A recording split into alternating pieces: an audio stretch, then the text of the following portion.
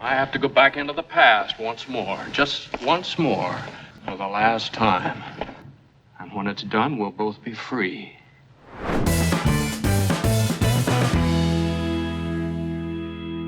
So, Matt, this Hello. is our part 1 Alfred Hitchcock episode. It is.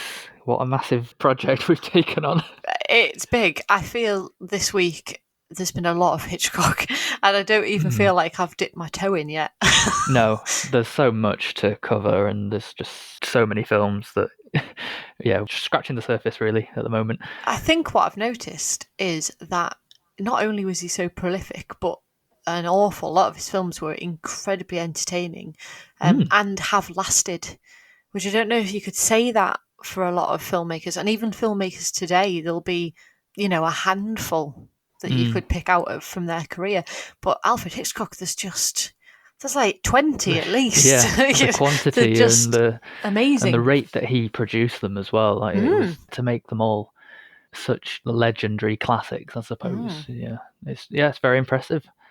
So we had to be quite methodical when we approached this, didn't we? With there's so many films. So we thought, okay, we'll cover 6 films per episode, which meant we had to pick the top 18 that we wanted to talk about, split them into different tiers, so the legendary tier, the middle ground tier, and then sort of the lesser known, earlier films we weren't as familiar with. And we've taken at least one from each category for each episode, so we're covering a range. And we also had to decide who got to talk about what, which is an interesting conversation. So, okay, if you get that one, then I'll get this one. Yeah. The other thing as well, with 18 reviews, you can imagine it's a heavy workload for us, but also to make it interesting, we've decided just to pick the dominant 3 or 4 key elements that sprung out to us as we watched the films. So each review should have a slightly different spin on it, because Hitchcock always did something different with each film that he did. So hopefully we've got some different angles of reviewing coming up in the next couple of episodes. So it should be really good. It's episode 1, so maybe we should start with a bit of an overview, really, of who Alfred Hitchcock is and what his career has been like. And as the resident biographer and encyclopedia, I'll let you start. Oh, you've built me up now. This better be good. Oh, sorry. Alfred Hitchcock was born in 1899 near London, and he was, I think it's probably fair to say, quite an odd little boy, lonely, I think. He always talks about very early memories he has of being scared of policemen. He got put away in a cell for 20 minutes or so as a very young child, and I think a lot of his very early memories informed his choices later on for his films, the themes and things that he seemed to cover. Absolutely. He started working for Paramount, and he basically built his way up right from the bottom. He was more of an artist to start with, so he was working on the silent plates. Obviously there were no sound films when he started working, exactly. So he worked on the plates, and he would do the decorations that they had on one side of it, like graphic design and things, weren't they? Then he built up into writing the actual text for the plates, and then he just worked his way up. So Paramount pulled out of London in 1922, and he was hired as an assistant director for a new firm, Gainsborough Pictures. Yeah. That's right. Yeah. So he was writing scripts, he was producing, he was doing different things for that. And then he actually went to Germany and was working for a German company in Munich, and I think I learned an awful lot there. A very famous studio, Babelsberg. Yeah. And I think he kind of honed his craft there. He was working already by then with his fiancée, Alma Revel, who was an extremely important person in his process. They were married for God knows how many years, 50 odd years probably, quite a long time. Something like that. And he never, ever made a film without her input. She was incredibly important to the process, very in the background, but extremely important. And he was already working with her by then, and she was working with him as an assistant director and an editor. She was originally like a script girl, wasn't she, and an editor, and literally anything to do with the idea for a film, or whether he should or shouldn't take a certain project, he Yeah, completely took her absolutely. word for it, and he Yeah. just trusted her. So they were married in 1926, and in 1927 he really got his big start, I suppose you would say, the film that kind of got him going, which was The Lodger. It was his first thriller, basically, which obviously he carried on as his mainstay in terms of genre for I think the majority of his career, you would say. And from there, he moved up to an extremely successful British director. He was one of the first to embrace synchronized sound with blackmail in 1929. It was Britain's first talkie. And he worked on a lot. I mean, there's a lot of British films in the next decade. But it was moving to Hollywood and starting to make American films with Rebecca in 1940 that he worked with Robert Selznick. And it was it reminds me a little bit of Christopher Nolan. In the fact that he had his style, he knew what he wanted to do, but that first kind of movie was more studio controlled. And it wasn't until after that he was able to branch out with that success and go his own way. And it was from there, he just, he owned the style and how his films worked. And then you went on to Warner Brothers and Paramount contracts with the 50s and a series of unbelievably popular films with some of the best actors of the day: Jimmy Stewart, Cary Grant, Henry Fonda. Just so many great stars. And then he pushed cinema in a totally new direction in the 60s with Psycho and The Birds, and created what hadn't been seen before, scared the living daylights out of people in a way that they never had been before. I think his peak was Psycho. I think it was his absolute peak, and then it just started to ebb away towards the end. So I think we're going to leave it there. We'll pick up a little bit more about him in the next two episodes. Let's look at the darker side of him a little bit. Yeah, and then there's his immense legacy, and we'll pick up in the last episode, I think. But I think we should jump right into the movies. Absolutely. Very excitingly, we're going to jump into probably the biggest, probably most highly critiqued, the most loved, especially in terms of film critics. Yes, yeah. So it's over to you, Matt. Yeah, this is Vertigo, released in 1958. I mean, the story, I'll give a premise. Yes, a slight premise. If you know the story, you'll know that I am describing this incorrectly, but I won't say what I'm describing incorrectly. So James Stewart plays Scotty. He's a detective, and he's retired from the police force because he basically realises that he's got acrophobia and he suffers from vertigo. A colleague has fallen to his death during a job when trying to save him, things like that. However, in retirement, he's approached by an old acquaintance who explains that his wife, Madeline, who's played by Kim Novak, has been acting really strangely, as if she's been possessed by someone from the grave. And then basically he reluctantly agrees to follow her around, but finds himself becoming dangerously obsessed with her. So that's, I loved the concept, if I'm honest. So in terms of what things stood out to me in this film, 4 things in this one. First thing, and it's also the first thing that you hear, is the music. Specifically the main theme, and this is all by Bernard Herrmann, and I'm pretty sure it's not the last time we'll be talking about him. And it's this endlessly repeating string pattern that pulls you in, and then it's punctuated by these blaring horns that push you away again. So it's a really nauseating and head-spinning, nightmarish soundscape that's produced, and it actually reappears later for a nightmare that Scotty has, and it makes you feel like you're falling into the screen. So I like that. It makes you feel like you've got vertigo as well. It's quite hypnotic and seductive, but perilous as well. It's like Hitchcock swinging like a musical pocket watch in front of you. So I think the music's absolutely I found it very out. different, actually, the style he uses for it. Obviously, showing the psychology and the mental state of Jimmy Stewart's Scotty in this. Like there's the section that's animated. There's there's a few things in there that you think, oh, that's very different. Yeah, it's very exaggerated. Well, you mentioned the animated sequence. That's the nightmare part, and that links nicely into the second thing that stood out to me, really, and that's the repeated visual motifs not just in conjunction with the music, but throughout, really. A couple of things I noticed was the colour green. Is used that's what I sometimes. think of when I think of Yeah. Vertigo. I think green. And to me, Absolutely. it creates this otherworldly, dreamlike, phantasmic kind of sense, really, and especially when it's concerning Madeline. Her car's green. First time he sees her, she's in this great big green dress, and Yeah. sometimes there's this green glow of lighting that surrounds her, just makes her look quite ghostly.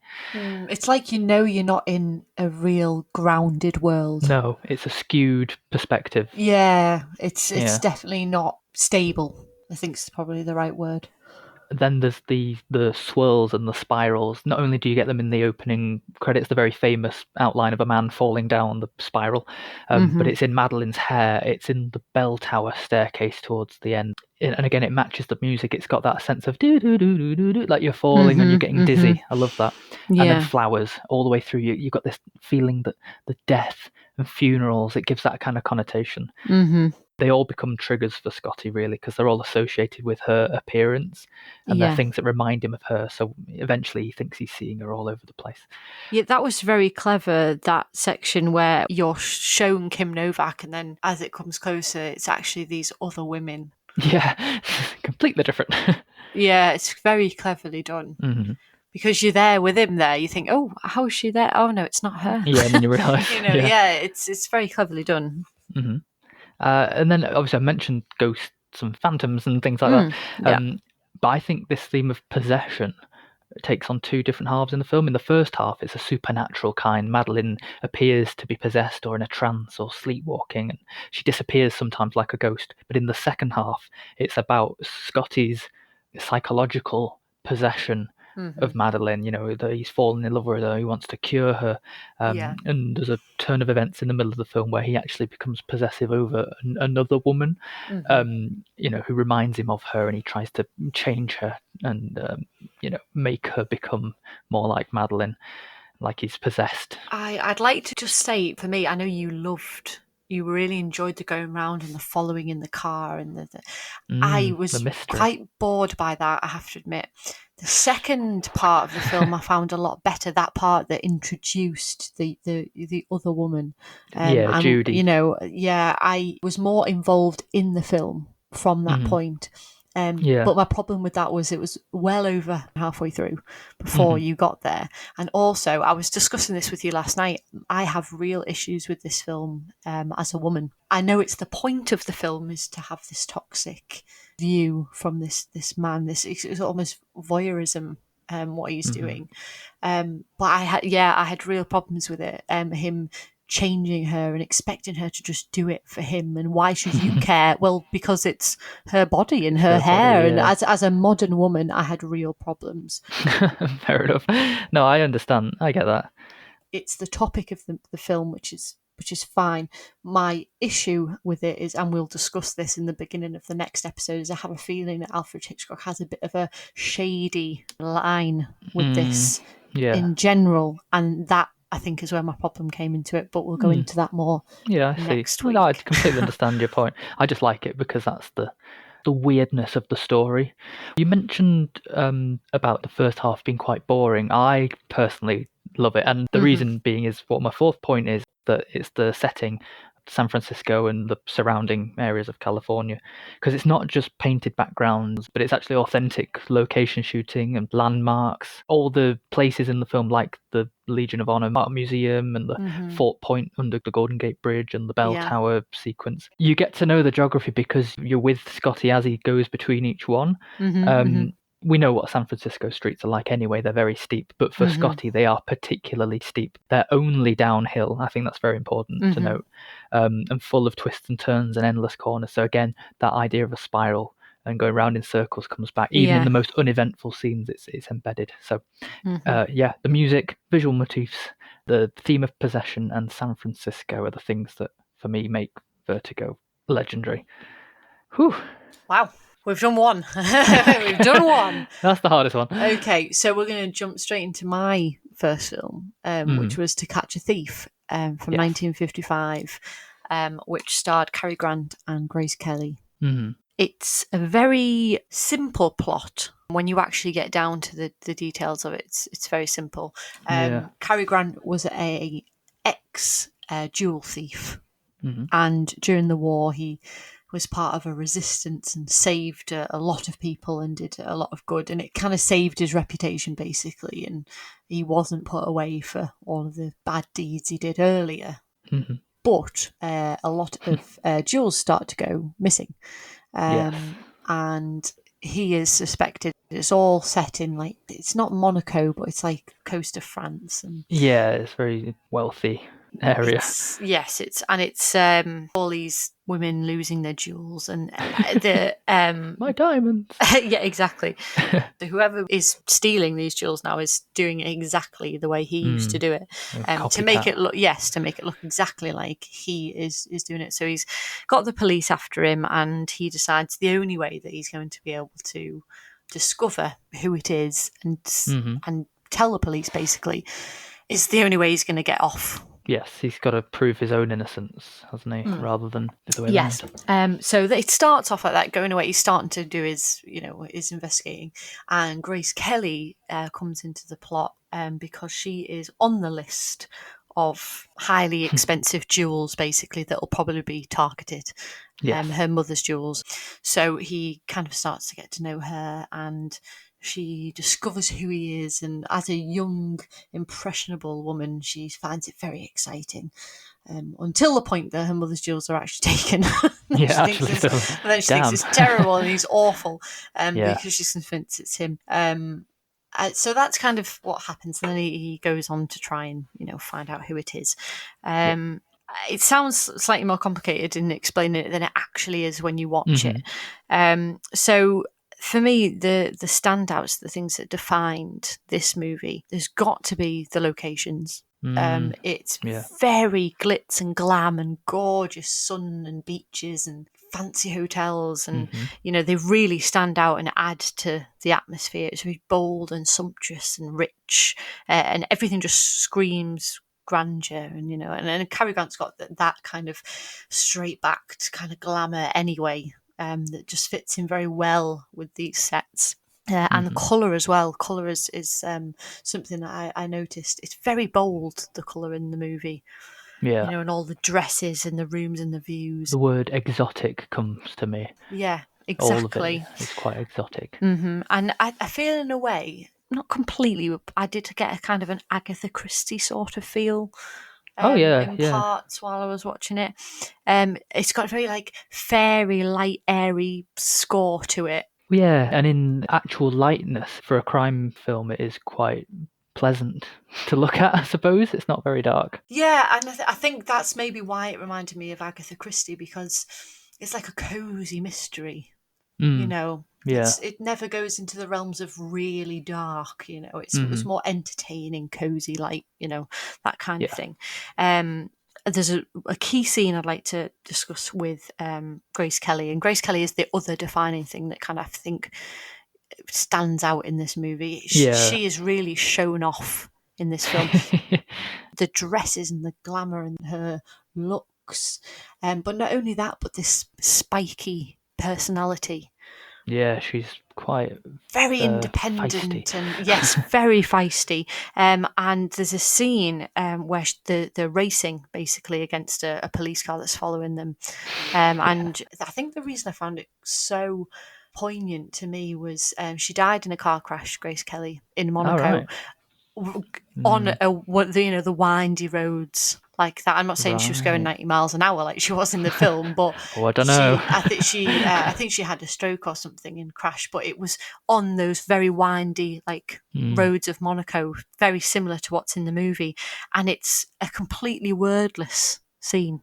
Yeah, there's no talking whatsoever, and the tension just builds and builds and builds, and then it ends with Grace Kelly revealing that she knows who he is. It's a fantastic scene.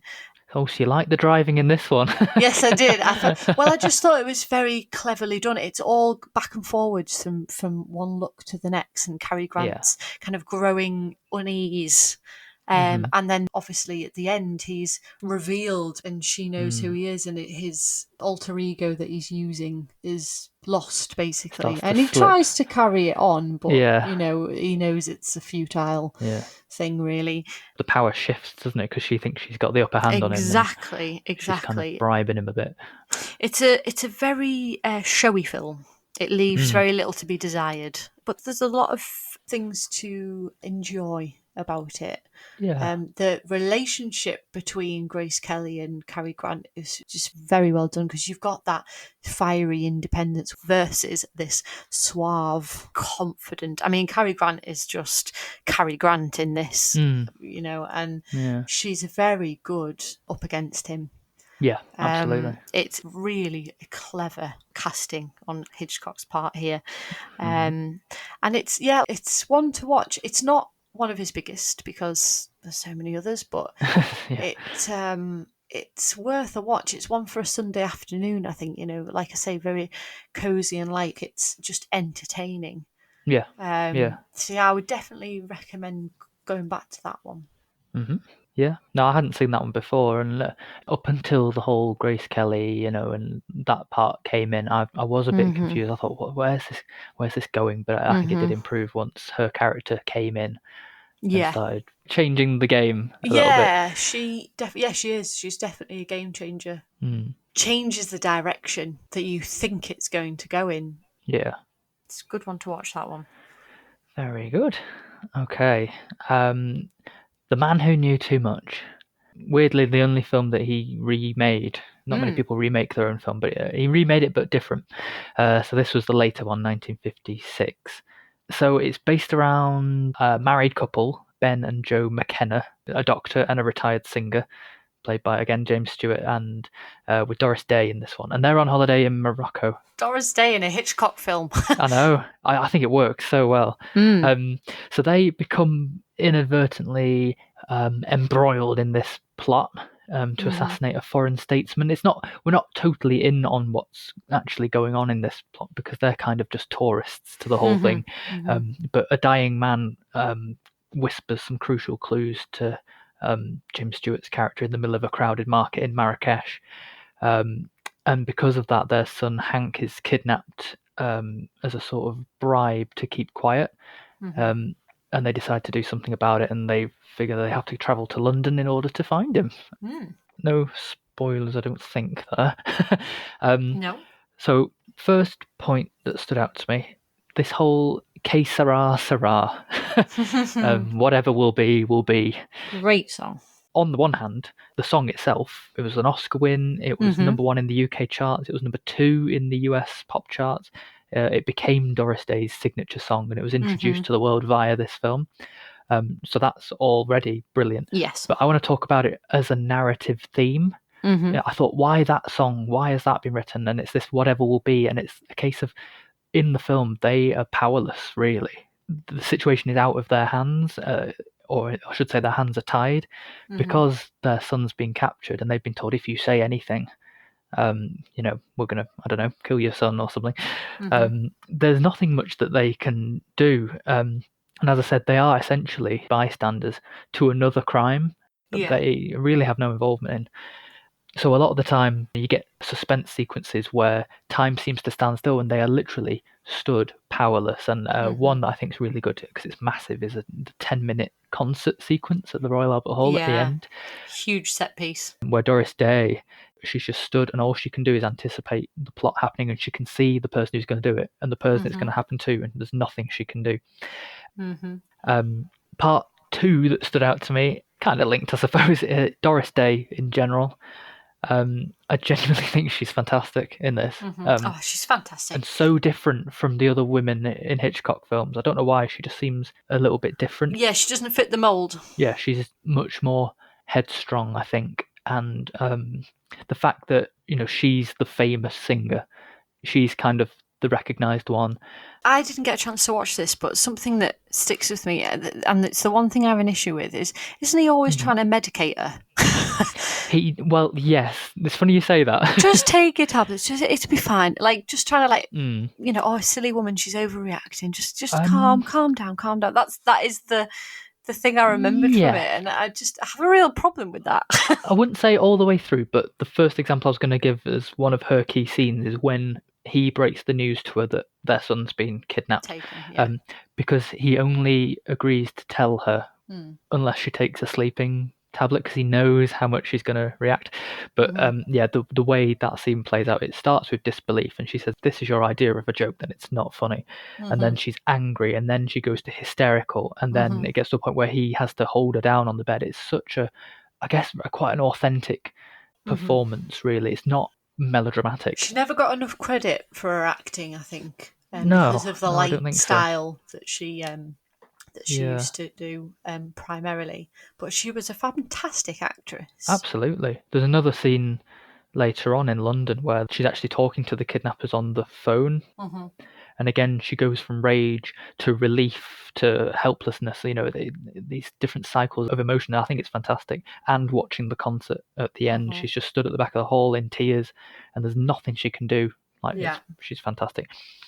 So it's unusual that despite all of this drama, that the film it kind of threw me off. It's very funny, very lighthearted, and so many intentional jokes, especially early on when they're in Morocco and there's a clear culture clash.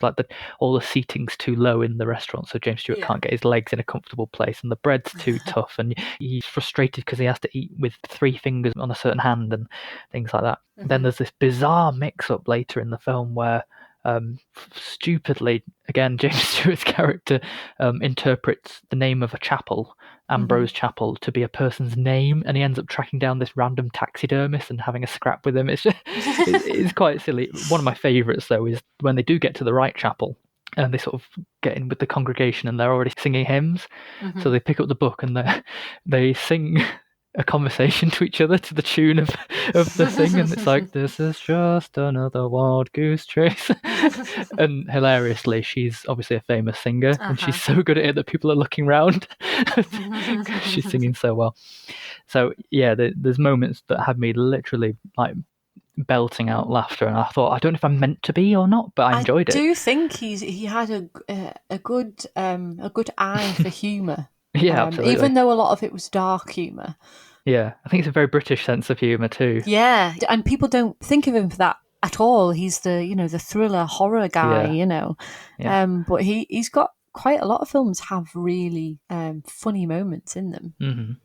So it just stood out to me. I'm not saying it's necessarily the best part of the film, but in terms of what I remember and what I took from it. Also, the cast as well. It'll work. James Stewart was a very funny guy. Doris Day is very funny. She was hugely known later on for her 60s comedies, and she was very good at them. In a way, unusual choices for this film. I'm not surprised that they are the things that stick with you. But yeah, that's The Man Who Knew Too Much, from my perspective. From your perspective.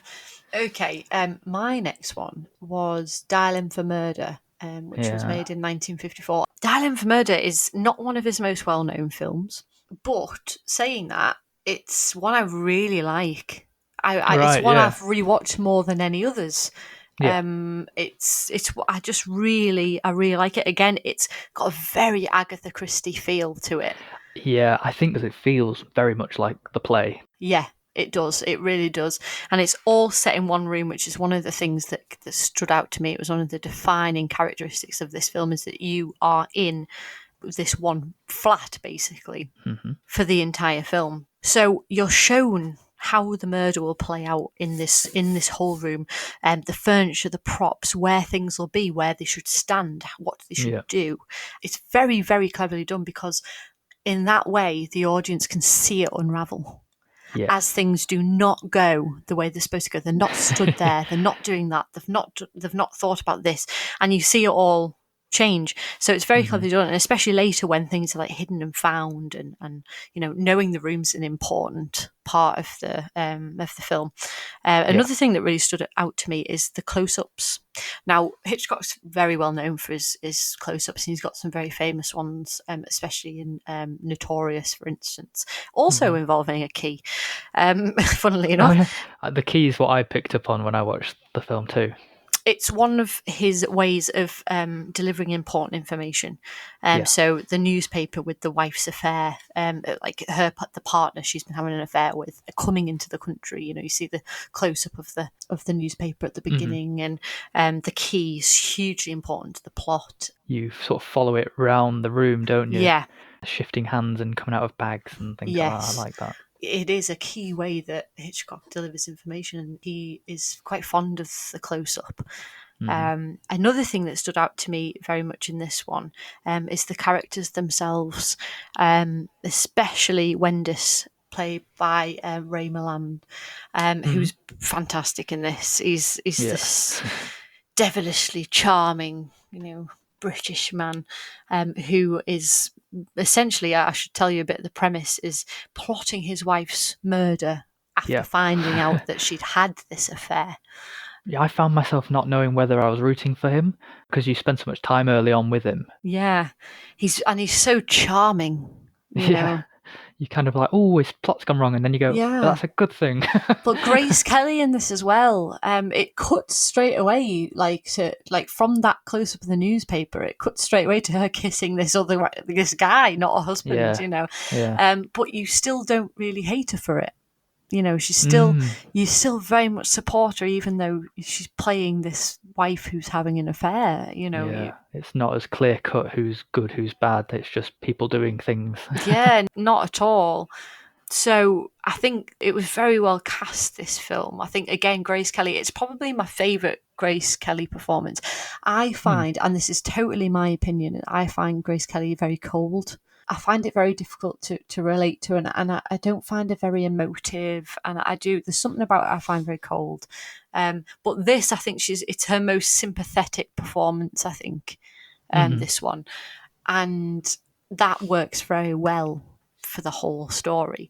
But my favourite character is Chief Inspector Hubbard, who's played by John Williams, who's just excellent, and he's just this quintessentially British fellow, very posh. That is the voice that I think all Americans think British people have. Right. But he comes in probably more than halfway through the film. Yeah. But it becomes this chess game almost. He's against this wily old fox that's Ray Milland, who's trying to re-manipulate what's happening because it didn't go to plan, but he's having to think on the go and change things. But then you've got him coming in, and he's extremely intelligent, and it's not until the end when he starts pulling all these moves that you discover he's got it right. He's on the right track. Very Poirot. Yes, exactly. I was going to say Again, he's like he's like a very classically British inspector, real Agatha Christie type character, and it makes for a really fun movie. Yeah, what I like about his character, and I guess the film because of him again, is the power shift. Exactly, because the husband has complete control in the beginning, and then in the middle he loses it because it's all left up to the person he's hired, and it eventually shifts over to the detective who's outsmarting him. And by that point, you are waiting for him to get caught. You are totally with them. You are wanting him to get him. Yeah, it's really well done. The one thing I noticed about Hitchcock films, from all of them that I've watched this week, is they just end. I don't know if you've noticed this. I have. Well, The Man Who Knew Too Much ends. They get the sun, then they go back to the hotel and say, "Sorry, everyone, we just had to pick up Hank," and then it ends. Yeah, they all just end. Yeah. I don't know if I hate it, but it does sometimes feel like, oh. Yeah, it's just cut off, isn't it? You're like, oh. That's it, get out. We're done, leave. Oh, funny. Yeah, no, you're right, it does happen quite a lot. Mm-hmm. But it leaves you thinking afterwards as well. I do like that point. Absolutely, yeah. You're still digesting it after the film's finished because you're forced to. Yeah. So, jumping on to your last film for the episode then. It's the same year as The Man Who Knew Too Much. Yes. This is The Wrong Man from 1956. He was very busy in the mid-50s. He was. It's a good decade for him, to be fair. Very good. I hadn't seen To Catch a Thief, and I hadn't seen this one. And I had to take the IMDb plot summary because I thought it was kind of hilarious. Are you ready for it? Go on then. An innocent man is arrested after being mistaken for an armed robber. Is that And it? that's it. That's Wow, basically it. I mean, that is basically That's it. the film. That it's not wrong. I'm not going to embellish on that. I'm just so yeah. Henry Fonda plays. I mean, he's got a very long name, but he's known as Manny in the film, Manny Balistrero, and Vera Miles plays his wife Rose, and that's essentially it. It's a mistaken identity plot, and based on his appearance, so he looks a bit like someone who previously robbed a couple of shops and life insurance office and things like that. First thing that struck me is right at the beginning, because Alfred Hitchcock appears in silhouette, sort of like a spotlit silhouette on a street, and he says, "This is Alfred Hitchcock speaking," blah blah blah, and he basically tells us that this is a different film to what he's done before, and the difference lies in the fact that this is a true story. Yet it seems just as stranger than fiction of all the other ones that have come before. So already I thought this notion of truth has been highlighted straight away, and he even uses the word fact and fiction, story. And when he says the difference lies, it got me thinking, ooh, lies and truth, things like that. So I think straight away you're judging what you're about to see. And then the use of black or white in itself, this binary of light and dark, mimics truth and false, and the situation that the character's in, because as much as he appears innocent to us, to everyone else he's guilty. So all the way through he's a man torn, and you can sometimes see that with the shadows that are used on him. And this is in no way a light-hearted portrayal of a character, really. He's a decent family man, and you know that from the earlier scenes in the film. He's a very honest, integral, he's got a good job, he doesn't drink alcohol, all these nice things about him. But yeah, ultimately it's a very depressing situation that the character's put in. So yeah, that idea of the truth is black and white, that phrasing, no one says it in the film, but that came to me because it's kind of true. You're looking for the truth in the black and white that's on the screen, because it's in black and white. So that was the first thing. And then I mentioned, he's guilty in the eyes of everybody else. All the way through the film, Henry Fonda is kind of stared at in various ways. So in one point in the story, he's made to visit the places that he's accused of robbing, and he's paraded in front of the victims for their scrutiny to say, yes, that's him, no, that's not him. He's interrogated, and the police officers like staring him down. He's forced to stand in lineups and in courtrooms, almost on stages, for the judgment of other people and juries, and all he can do is stand in silence. I really like that, but more importantly is that the camera does it too. So much of the film is just pointed right in his face. Even when stuff's going on in the background, you're just focusing on him.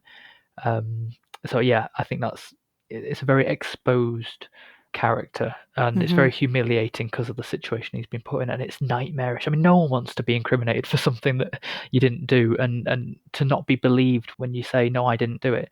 But it's all against him, really, and this man's reputation is just completely ruined. You know what it reminded me of, actually?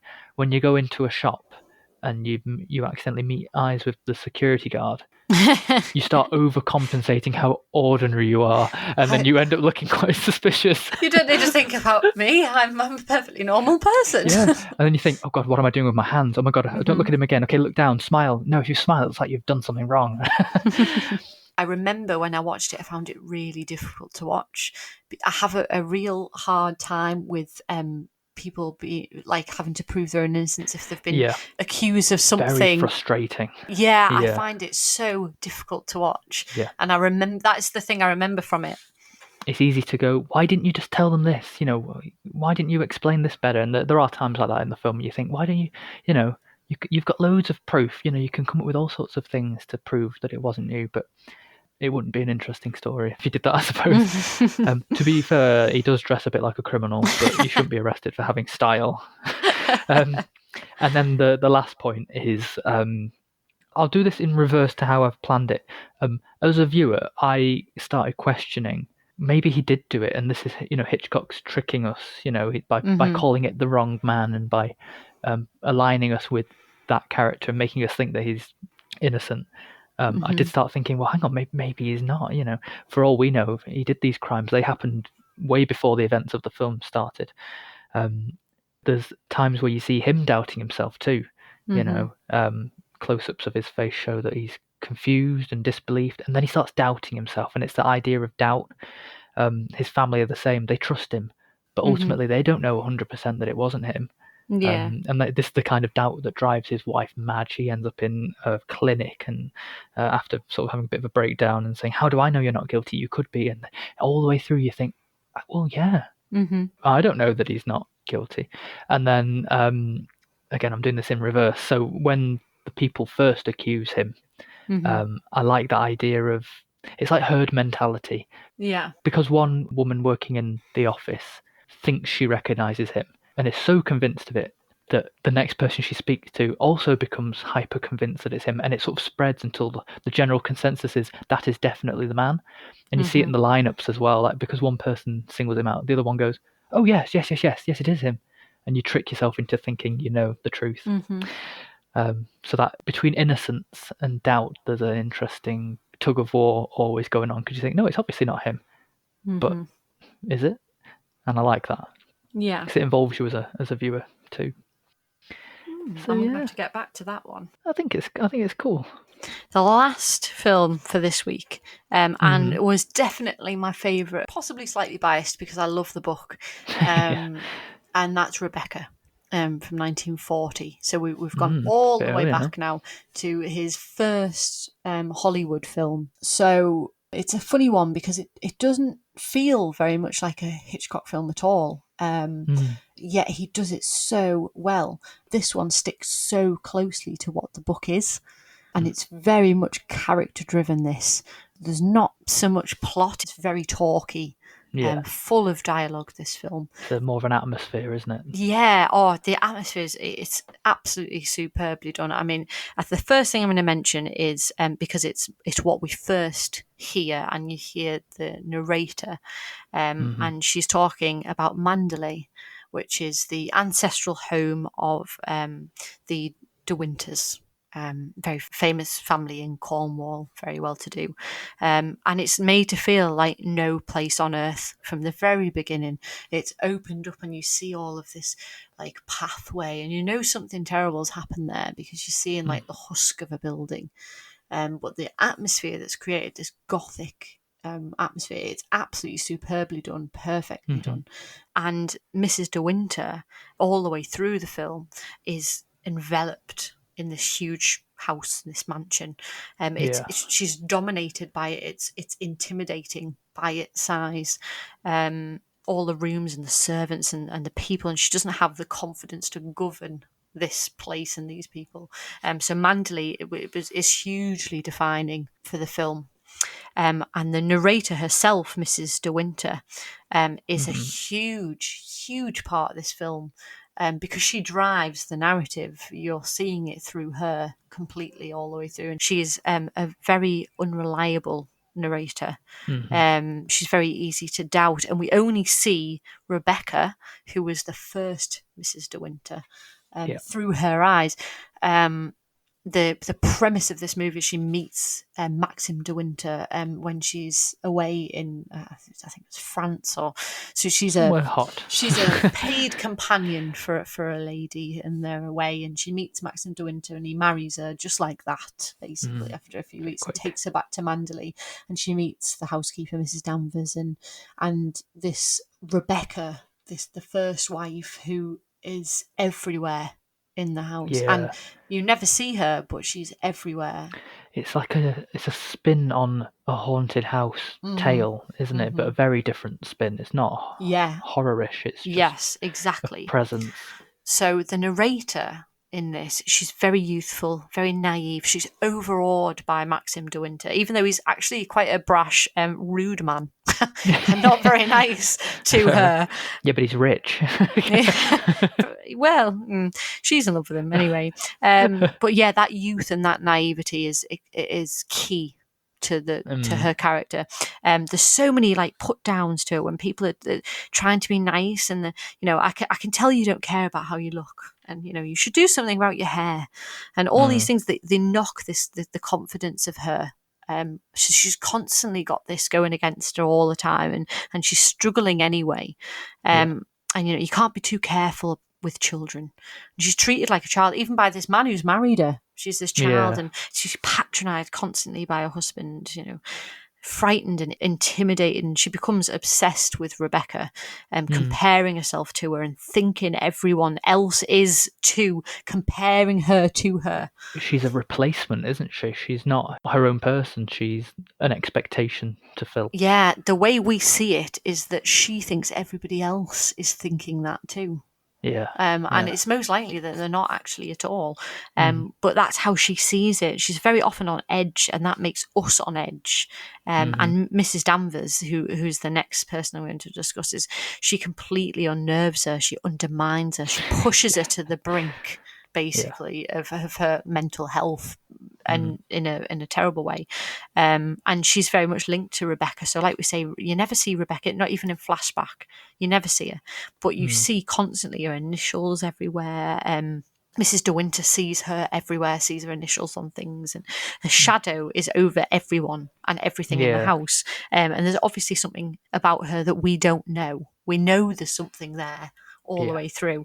And Mrs. Danvers is completely wrapped up in Rebecca, and she's a fantastic character. She really is fantastic, and it's so well done. It's absolutely fantastic casting.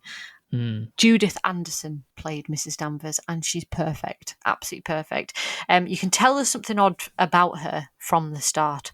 Immediately she affects Mrs. De Winter, and there's this really strange relationship that she had with Rebecca. You can just tell the way she strokes the sleeve against her face, and she's obviously obsessed with her in a very unhealthy way, and it's very unnerving. You learn as it goes on and on that she's actually unhinged. She's insane, and she slowly becomes more unravelled as it goes on, and that unravelling is also happening to the narrator as well. Like I say, pushing her to that brink, and it's fabulous. I just honestly, I cannot recommend it enough. They're doing a remake which comes out next month, with Lily James and Armie Hammer and Kristen Scott Thomas. Yeah, Kristen Scott Thomas. I'm so excited to see her play Mrs. Danvers. Brilliant. I think she'll be the best thing about it. Oh, she will. But Mrs. Danvers is the best thing about it anyway. She stands out as this character. Such a good character. So it's the perfect time to watch it now, and then you can watch the new one because it comes out next month. Is this on Netflix? Yes, it is. And I would definitely recommend the book as well because it's absolutely fantastic. That's the thing. He picked such good source material to work with for so many of his, like say, books for this one and others, and then plays. Even like when it came to things like Psycho, it was based on a book, but it was a book based on a real serial killer and things like that. He always found the material. I think it stands out from everything else that he's done in a very good way, and I wish he'd done more like it because it's so good. Working with Laurence Olivier, you can't imagine. I mean, when you think Hitchcock, you don't think, oh, Laurence Olivier. No, you don't. You just don't at all. And it was the one film out of all his films that won Best Picture as well. He did win Best Picture, yeah. Yeah. And so many of his other films you think should, but I think they're very much what we would consider a Marvel film to be now. They were blockbuster fodder, just entertainment. And we'll discuss this very much in his legacy in part 3, is the way that he was perceived then and has become perceived now. Yeah, because he wasn't always taken as seriously as a filmmaker and as an artist, I suppose. Yeah. We should say that in each episode we've got at least one film that's having a significant anniversary. We should have said at the beginning. So in this episode, we're celebrating that Rebecca is turning 80 years old. 80 years old. And it still holds up. Yeah, it's an absolutely. 80-year-old film, and it is fantastic. It completely holds up. I don't think it's aged. I think it just works completely as it is. And it says something that they've chosen to remake it 80 years later. A bit like with a lot of the Agatha Christie films that are coming out at the moment. Certain films and books and so on have a timeless quality about them. Yeah. And this just happens to be one of them. Yeah, absolutely. So that is part 1's 6 movies. Yeah. We've got just a little bit of a fun thing that we decided to do for each one, and it's called Spot the Hitchcock. Hitchcock was known very much for cameoing in his own films, and it became such a thing that everybody was looking out for his appearance in all of his movies. So we decided to see if we could spot the Hitchcock. So, how did you do? Okay, I watched Vertigo first, and I picked up on him pretty quickly. He's very early on in the film walking past the office of the man who hires James Stewart's character to take the case. So, 1 point. Oh, I got him. Okay, To Catch a Thief, probably his most obvious cameo. I don't know. I'll see how obvious it is compared to others, but he literally is sat next to Cary Grant, and it goes across to show him. Just sat on a bus. Yeah. It's the most obvious one, so you can't miss him. It's a literal nod to say, there he is. Yeah, you cannot miss him. And I think they became more obvious as they went along because it was like a fun little thing that people were looking out for. So they became and he was better more well obvious. known later because of the TV series and his persona. Yeah. The Man Who Knew Too Much, I did not. And I looked it up afterwards, and I'm not surprised I didn't see it. It's not obvious whatsoever. He's stood with his back to the camera in a crowd in the marketplace in Marrakesh, and they're all watching an acrobatic act. I couldn't remember it, but I had a feeling it'd be the crowded scene, a big crowded scene. It's not obvious, and even when you do look at it, you sort of go, to be fair, that could be anyone, really. He doesn't look the same from the back as he does from the front or the side. So, no, sorry, I did not. But to be fair to me, it was hard. So you got one and missed one, right? My second one was For Dialing for Murder. I did catch it was in the photo that Ray Milland picks up and shows. He is sat at the table in the photo. Yeah, I found that quite obvious. That was fairly good, that one.